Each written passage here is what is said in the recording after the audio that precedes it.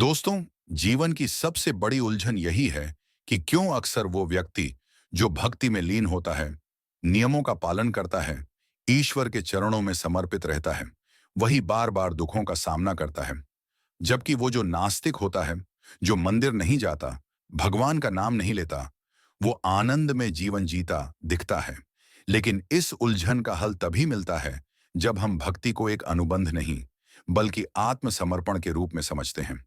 श्री कृष्ण ने जब अर्जुन को जीवन का रहस्य बताया, तो उन्होंने कहीं भी यह नहीं कहा कि पूजा करने से जीवन में कष्ट नहीं आएंगे, बल्कि उन्होंने बार बार यही दोहराया कि भक्ति और कर्म का संगम ही सच्चा जीवन है। जब हम पूजा को इस रूप में देखते हैं कि मैं भगवान को कुछ दूं और बदले में मुझे सुख शांति मिले, तो हम उसे लेन देन बना देते हैं। मगर सच्चा भक्त वही है जो यह कहे कि हे प्रभु, मैं जो भी कर रहा हूं वो आपके चरणों में समर्पित है, भले ही फल कैसा भी हो। श्री कृष्ण ने कहा था कि कर्म करो, फल की चिंता मत करो। और जब हम इस गूढ़ सूत्र को अपने जीवन में उतारते हैं, तभी हम समझ पाते हैं कि क्यों पूजा पाठ में लीन व्यक्ति दुख से गुजरता है। क्योंकि उसका लक्ष्य भगवान नहीं, परिणाम होता है। जीवन में कोई भी कार्य जब केवल दिखावे, डर या अपेक्षा से किया जाता है, तो वह निष्कलुष नहीं होता। और निष्कलुष कर्म ही आत्मिक शांति की ओर ले जाता है। मित्रों, यह भी समझना आवश्यक है कि जीवन में जो कुछ भी हो रहा है, वह केवल इस जन्म के कर्मों का फल नहीं, बल्कि कई जन्मों का संचित प्रभाव है। एक भक्त जो इस जन्म में प्रबल साधना करता है, हो सकता है कि वह पूर्व जन्मों के कर्मों का भोग कर रहा हो। और जो व्यक्ति अधार्मिक है पर सुखी है, वह शायद पूर्व जन्म के पुण्य के परिणाम स्वरूप अभी सुख भोग रहा है। लेकिन चक्र तो चलता रहेगा। कर्म का सिद्धांत यही है कि जो बोओगे वही काटोगे। शायद आज नहीं तो कल, शायद इस जन्म में नहीं तो अगले में। इसलिए श्री कृष्ण कहते हैं कि भक्ति को प्रतीक्षा से नहीं, श्रद्धा से जोड़ो। एक संत से जब पूछा गया कि मैं वर्षों से पूजा कर रहा हूं, फिर भी दुखी क्यों हूं, जबकि मेरा पड़ोसी कभी मंदिर नहीं गया और वह बहुत सुखी है, तो संत ने कहा, जिसके पास ईश्वर नहीं होता, उसके पास सब कुछ होने पर भी कुछ नहीं होता। और जिसके पास ईश्वर होता है, उसके पास कुछ ना होने पर भी सब कुछ होता है। भक्ति कोई बीमा पॉलिसी नहीं कि जिसने कराया उसे नुकसान ना हो, बल्कि भक्ति वो संबंध है जिसमें आप प्रभु को अपने जीवन का आधार मानते हैं, चाहे परिस्थिति कैसी भी हो।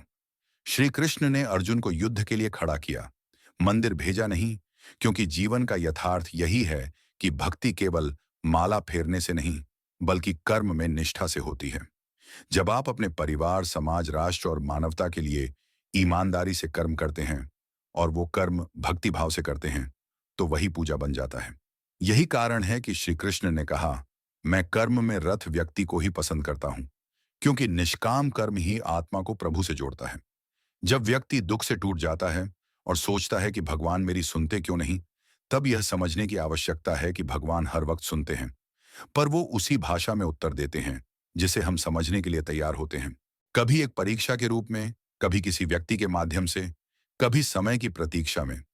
और जब हम यह सीख लेते हैं कि हर कष्ट एक सीख है, हर हार एक तैयारी है, और हर गिरावट एक उठान का अवसर है, तब हम भगवान को दोष देना बंद कर देते हैं और अपने भीतर झांकना शुरू करते हैं। एक समय एक भक्त ने कहा कि मैंने इतने वर्षों तक सत्यनारायण व्रत किया, हनुमान चालीसा पढ़ी, और फिर भी मेरी नौकरी नहीं लगी। लेकिन फिर उसने समझा कि नौकरी मिलना ईश्वर का काम नहीं, प्रयास उसका अपना काम है। भक्ति आपको शक्ति देती है, मार्ग नहीं बनाती।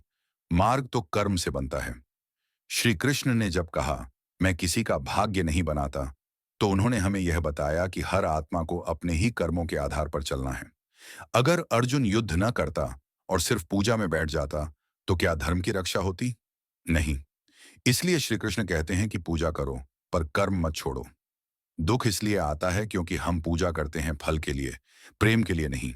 हम जब भगवान को अपने कर्मों में शामिल करते हैं, तब भक्ति सार्थक होती है। दोस्तों, जीवन में जब भी लगे कि भक्ति का कोई लाभ नहीं मिल रहा, तब समझिए कि आपने भक्ति को स्वार्थ से जोड़ दिया है। सच्चा भक्ति वह होती है जो कहे, प्रभु जो दे रहे हो वही उचित है। जब आप यह भाव रखते हैं कि ईश्वर के मार्ग में चलकर भी दुख आ रहा है, तो उस दुख को भी ईश्वर की कृपा मानो, क्योंकि वह आपको कुछ सिखाने आया है। याद रखो, समुद्र तभी शांत होता है जब उसकी लहरें थक कर किनारे लौट जाती हैं, और मन तभी शांत होता है जब वह समर्पण कर देता है। इसलिए भक्ति का मार्ग कठिन हो सकता है, लेकिन जब वो समर्पण से जुड़ता है, तब ईश्वर का सानिध्य निश्चित हो जाता है। मित्रों, ध्यान रखना कि कभी भी अपने कर्मों को छोड़कर केवल पूजा में मत डूबो और केवल पूजा करके फल की अपेक्षा मत रखो। जैसे बीज बोने के बाद हम प्रतीक्षा करते हैं, वैसी ही भक्ति भी धैर्य मांगती है। और यही धैर्य ही आपकी परीक्षा है, यही श्रद्धा का प्रमाण है। अगर आप आज किसी कठिनाई में हैं, तो यह समझिए कि आप निर्माण की प्रक्रिया में हैं।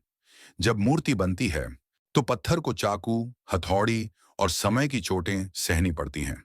वैसे ही जब ईश्वर आपको गढ़ता है, तो जीवन में कठिनाइयां आती हैं, पर वह अंततः आपको सुंदर बनाती हैं। श्री कृष्ण कहते हैं, हे मानव, मैं तेरा सहारा तब बनता हूं जब तू स्वयं को मेरे हवाले करता है। इसलिए यदि जीवन में कठिन समय है, तो प्रभु को दोष मत दो, बल्कि स्वयं से पूछो, क्या मैं सच्चे कर्म कर रहा हूं? क्या मेरी भक्ति फल के लिए है या प्रेम के लिए? और जब ये उत्तर मिल जाए, तब जीवन बदल जाता है। जीवन में सबसे बड़ा धन है संतुलन। वाणी में संयम, मन में समर्पण और कर्म में सच्चाई।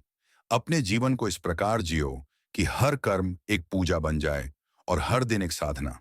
तब न केवल दुख कम होगा, बल्कि आत्मा सशक्त होगी, मन शांत होगा और जीवन आनंदमय हो जाएगा।